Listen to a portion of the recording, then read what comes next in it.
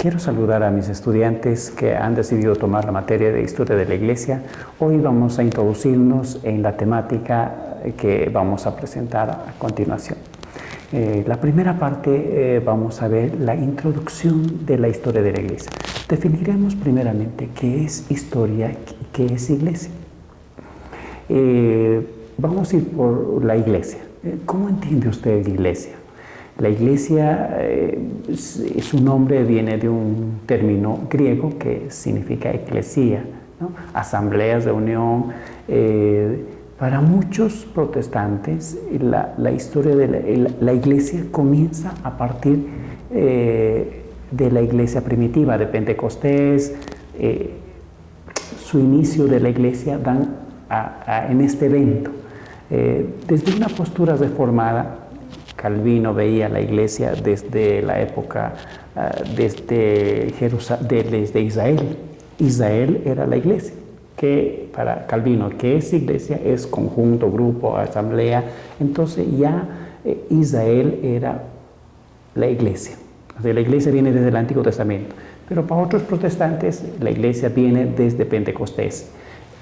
Como usted quiere interpretarlo, ¿no? Aquí vamos a respetar la postura teórica interpretativa de cada uno de los estudiantes, no vamos a imponer. Entonces, lo importante que definimos acá es la Iglesia como conjunto o asamblea. Ahora, ¿qué es historia? Si yo tendría que preguntar a mis estudiantes, ¿qué entienden por historia? Seguramente me van a decir la Revolución Francesa, la Primera Guerra Mundial. ¿Qué es la historia? Son elementos, puntos culminantes en la historia, de donde podemos avanzar, un antes y un después. Todo el mundo se acuerda de lo que pasó en Estados Unidos cuando cayeron las torres. Es un evento histórico. Así también la historia de la Iglesia tiene puntos importantes que los consideramos, los interpretamos desde la actualidad. Entonces, dicho esto, ¿qué tiene que ver la historia con la Biblia? Es otro punto importante que debemos destacar. Permítame decirle que la Biblia es un libro de historia, casi entre alrededor de 70 y un poco más quizá, es narrativa, es historia, ¿no? El mismo texto está enfrascado dentro de una historia. El Nuevo Testamento está dentro del contexto greco-romano. El Antiguo Testamento obviamente tiene muchos contextos históricos. La Biblia misma está dentro de un contexto histórico. Gálatas dice, llegado el tiempo, Dios mandó a su Hijo nacido de mujer. Los evangelios relatan que Jesucristo vino en los días y menciona al emperador, al gobernante que estaba a cargo. Entonces, la Biblia mismo respira un ambiente histórico. En Gálatas, Pablo menciona que bajó a hablar con Pedro, pero el texto griego menciona bajó a historiar con Pedro. Está dentro de la Biblia la palabra historia. Entonces, Iglesia, grupo, asamblea. Historia, los elementos más importantes que pasa dentro de un presente.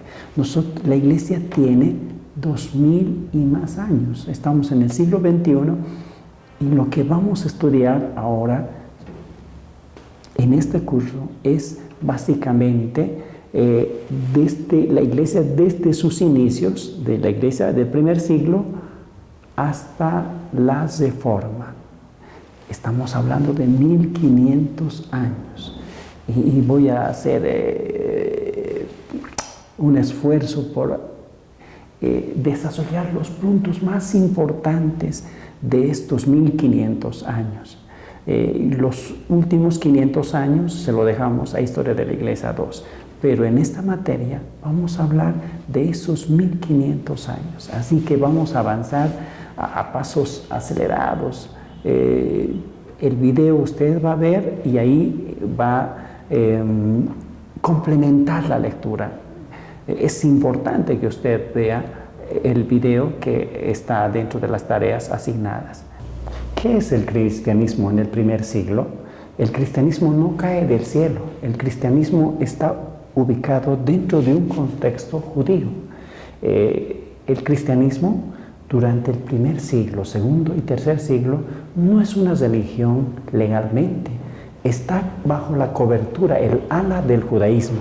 Así que durante estos momentos voy a permitirme decirte qué es el judaísmo dentro del contexto romano.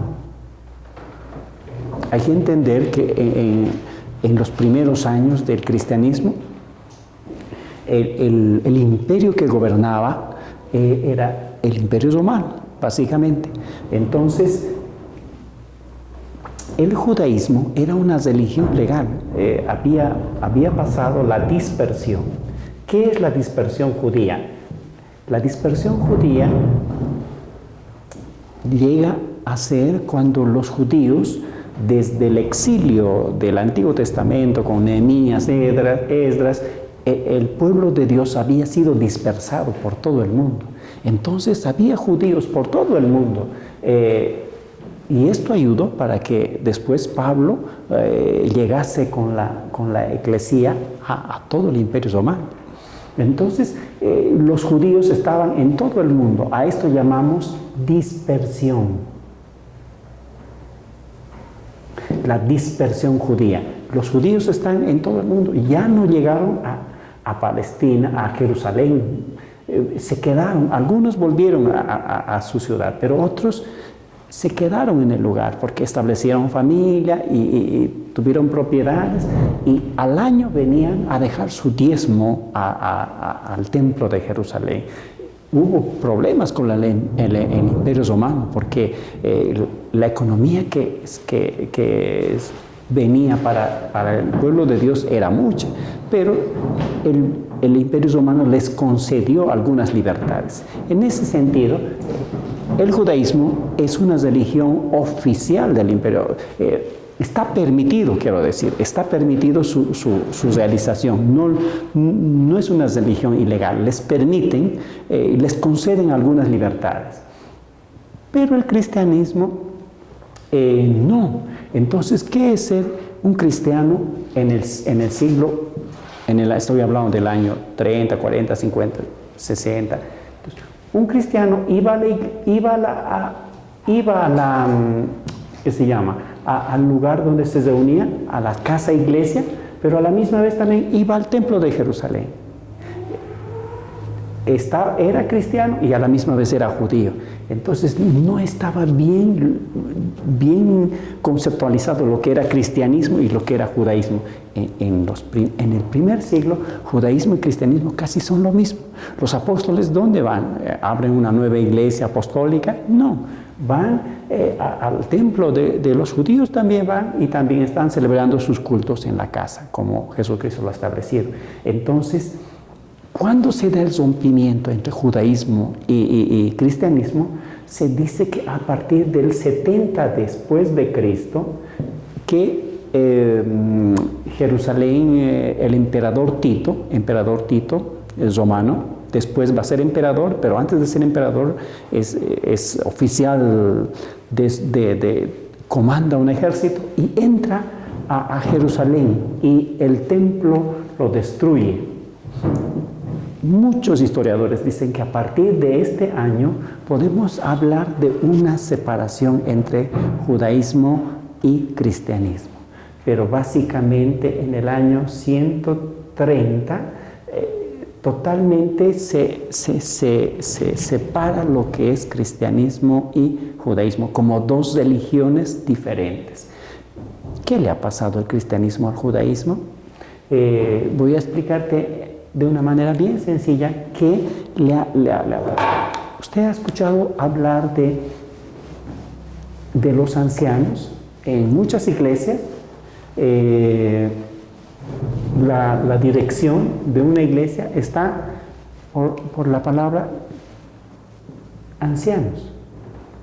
Ahora, ¿cómo podemos hablar de ancianos sino a través del judaísmo y del Antiguo Testamento? El Antiguo Testamento, el tiempo de los jueces, el pueblo estaba constituido, las tribus estaban constituidas por ancianos. Entonces, ancianos es en el Antiguo Testamento. En el Nuevo Testamento también llegan a ser ancianos, obispos, presbíteros,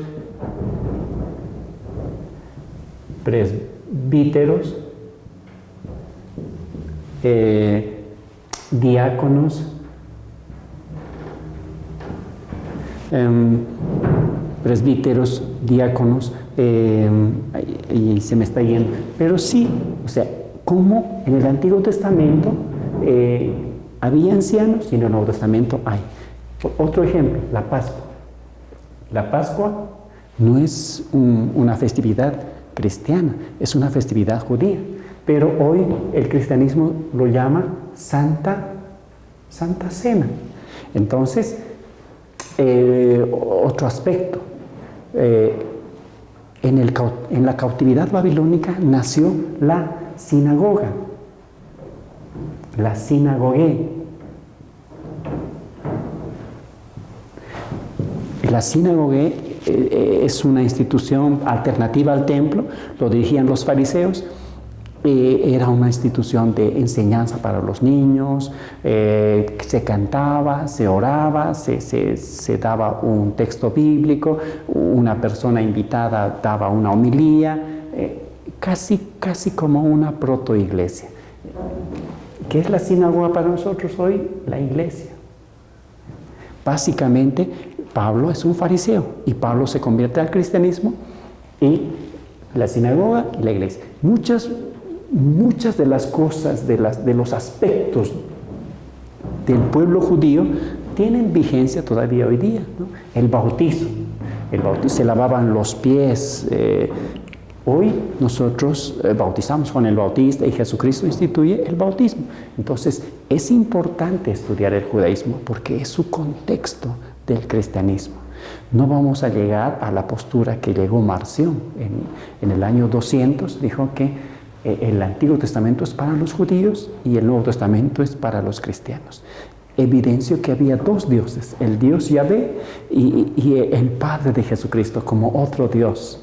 El Yahvé, el Dios de sangre, y el Padre de Jesucristo, el Dios de amor. Eso es una herejía que fue condenada por el concilio. Obviamente esa postura es incorrecta. ¿Qué aspectos hemos visto hoy que tienen vigencia todavía? Los ancianos, la Pascua, la iglesia y muchos conceptos que durante las clases vamos a estar viendo, ¿no? Pero básicamente es esto. Voy a concluir con la persecución de la iglesia. Desde el año 100 al 300, la iglesia tuvo una persecución. Los distintos emperadores, no hubo una persecución sistematizada, pero sí en algunos puntos de la historia, algunos cristianos eran acusados con o sin motivo. Entonces los emperadores, como el cristianismo era una religión ilegal, comenzaron a perseguir a los cristianos y algunos los mataron, algunos fueron devorados por bestias, otros sirvieron como teas, otros fueron crucificados. Entonces se los martirizaba a los cristianos. A partir del año 100 tenemos el registro de los mártires, el famoso Policarpo que fue quemado por el aceite caliente, y una infinidad de mártires que dieron su vida por el cristianismo. Estos 100 al año 300, la iglesia fue perseguida. Los cristianos celebraron sus cultos dentro de las catacumbas. Hoy se ha descubierto en Roma una inmensidad de lugares donde los cristianos se reunían. Los cristianos, porque eran perseguidos, se reunían con símbolos que se identificaban secretamente, y algunos inconversos, gente pagana, comenzó a decir que los cristianos comían sangre, se reunían en cultos secretos, apagaban las luces y tenían orgías, y se comenzó a levantar una innumerable acusación sobre los cristianos. Y ahí entran los apologistas. ¿Qué significa apología? Es una palabra griega que significa defensa, apología, defensa. Entonces, a estos hombres que defendieron al cristianismo se les llamó apologetas. ¿De qué defendieron? El cristianismo estaba siendo acusado de ser una religión de ignorantes.